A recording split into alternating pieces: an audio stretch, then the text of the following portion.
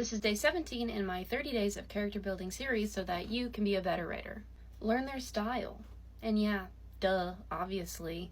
We as authors just love creating characters and giving them all these little tidbits of information that in the grand scheme of things are unnecessary to the story. We like in-depth backstories and listing out all of their likes and interests and dislikes, and that includes fashion.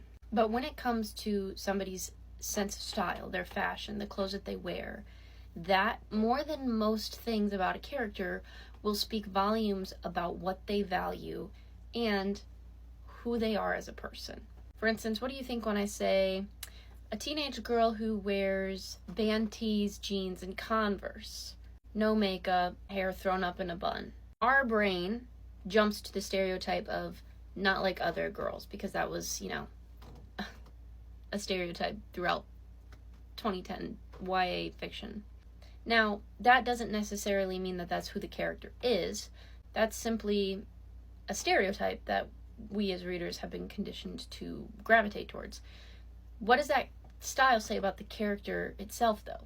But fashion not only tells a reader what a character likes or dislikes, what their prioritization is, whether they're confident or insecure, whether they care about appearances or they don't. It can also speak volumes about their history. So for instance, in a story that I'm writing, I have a character who grew up in a country but moved to another country for an extended period of time and then came back to her original country. And she prefers the fashion and the style of the other country, even though it makes her stand out in her original country a little bit. It's not the standard style, cultural style of her original country. But because that's what she prefers to wear, it signals to the reader that her values, her interests align more with the other country than the country that she is from.